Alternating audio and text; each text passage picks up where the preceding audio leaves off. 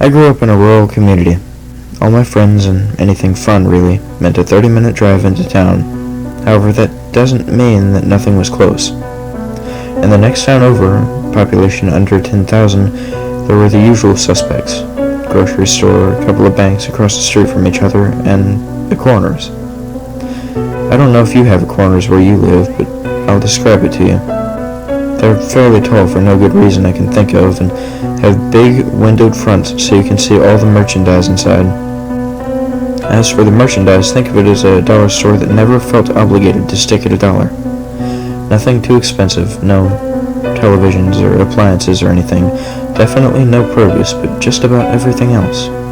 That's the kind of place you'd go with your allowance money as a kid to pick out something fun like a $5 movie or a package of cookies. Corners is famous for its unusually large quantity of paper towels they keep stacked up by the door as if they're showing off. Nobody thinks about corners, and that's by design. You're not supposed to think too hard about it. Its purpose is just supposed to be obvious. Everyone knows what they're getting into, even if they've never been to one. They know what to expect. I believe my corner's location is alive. Let me explain. I was 17 at the time. Me and some friends just got off of school and were planning to go on a campout. My friend Bryce had some land that his father leased out for cattle ranching, but all the cows had been moved, freeing us up to go out and do whatever we wanted. You can bet that we had managed to smuggle as much in as possible that our parents might not be all too keen on us having. We'd been sold several cases of beer, and Kyler secured about $50 worth of weed. "Hey," I told Bryce, nudging him in the shoulder, who got the hot dogs? I don't see a cooler or anything." "What, you gonna be pissy without hot dogs?" asked Sawyer. "Homo." I groaned. I felt like the most mature one of the group, which meant that I had the least patience for fun. "Your mom's a homo." "No, your mom's a homo." "Which one?" I asked, a smug smile on my face. The truck erupted into a roar. Apparently any variation on the non-joke after 10 million instances of it being told makes for comedy gold.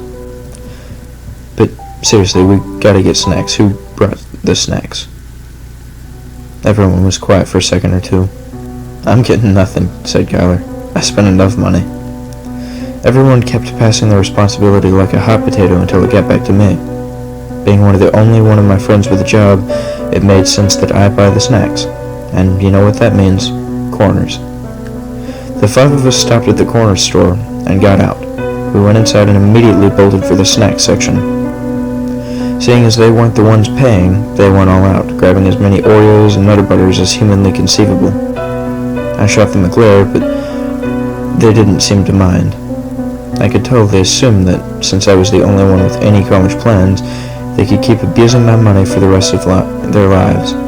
After all, Bryce couldn't keep mooching off his parents, and Kyler couldn't keep mooching off his girlfriend forever.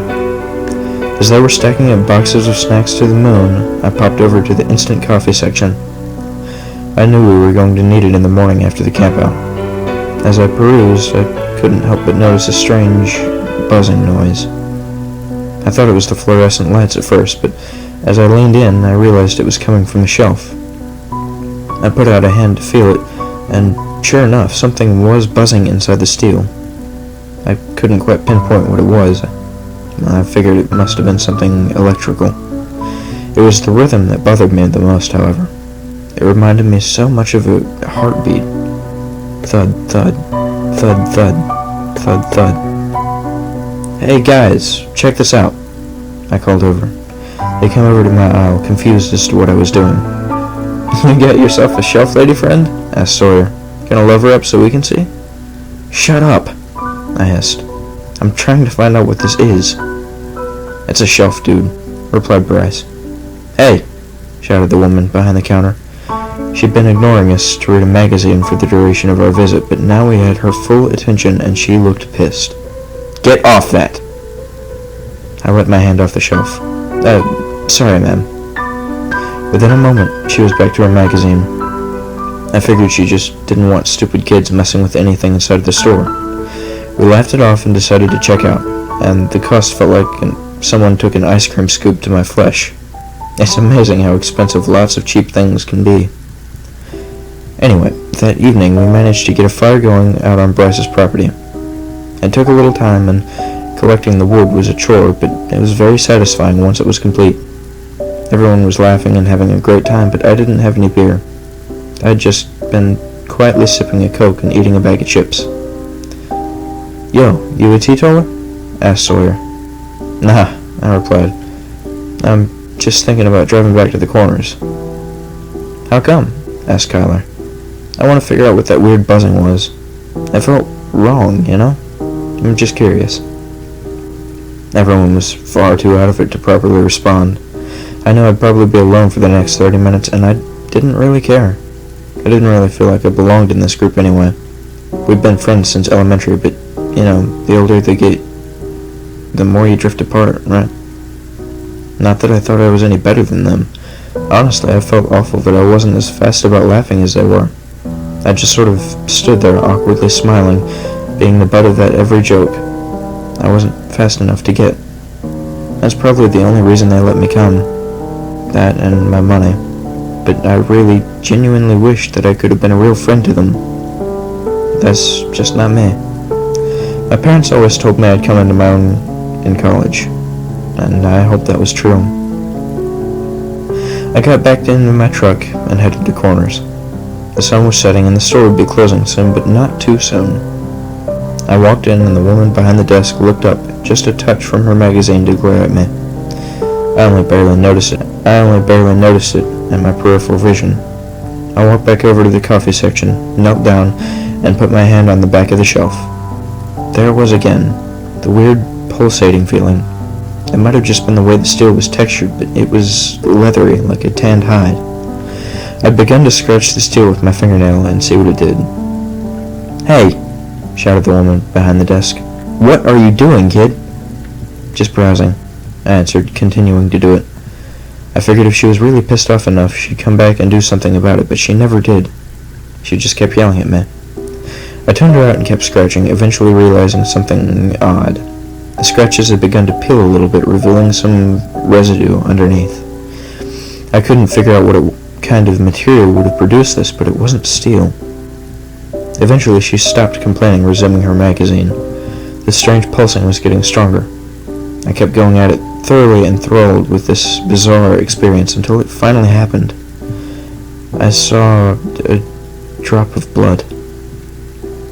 A woman stood next to me. "Excuse me," she said. "I'm going to need you to come with me." I looked up to notice the woman from behind the desk standing not too far away from me. However, my attention was drawn to the strange cord-like growth that stretched from her lower thigh out across the building into the employees-only section. Ma'am?" I asked.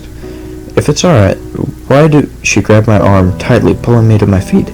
She'd begun to walk over to the entrance to the employees-only section. Confused and unsure what to do, I surprised her by running past her little ways, jumping and stomping heel first into the hose. The force of my sneakers on the hose caused it to bruise a bit, and the woman let go of me, her skin immediately turning purple. It was at that point that my little expedition needed to come to an end. I bolted for the door, immediately trying to open it as hard as I could. It was locked. I've never attempted to force a door open as hard as I did then, but nothing worked. I could tell she was coming up on me, and I could feel the pulse on the door handle, albeit that could have been my own pulse too. Fortunately, my friends and I were something of fire players. We'd gotten our hands on a set of flare guns each, since they're fairly easy to get and they don't track them like they do firearms. It's only a few dollars per pop, and it's a great self-defense tool. I picked it up as set to defend myself in the parking lot of work after dark in case anyone had gotten any funny ideas about my tip cache. I still had it on me, fortunately, and decided now was the time to use it. I only had one flare, though. Would it have been better to use it on the woman or the door? I had no idea what it would do to either. So I used it on the door. I heard a horrible screaming noise coming from the employees section as the door unlocked in pain. I threw myself out and ran to my truck as fast as I could, turning it on and speeding off back to the campsite. None of my friends believed me. Kyler thought I had just been stoned out of my mind and got angry at me for taking so much weed, but when I pointed out that I clearly hadn't taken any out of the bag, he was too stoned to care. They thought it was a cool story, though. I had a couple of jokes about it and got back to goofing around the campfire. I'm coming to Reddit to share my experience. Has anyone else been to a Kroger's before and noticed a pulse? They're probably a local chain, so I can't imagine they're common elsewhere. I'm a little suspicious, and I know this sounds crazy, but you know how mushrooms and mycelium work? I can't help but wonder if all these stores are somehow connected underground, and they use these locations as a front for foot traffic. That's just my theory, though. It could be really anything. I was the only human in that store that night, I can assure you of that. I can't rest, though. I'm going back. I'm going to be a little more prepared this time, but I have to know the truth.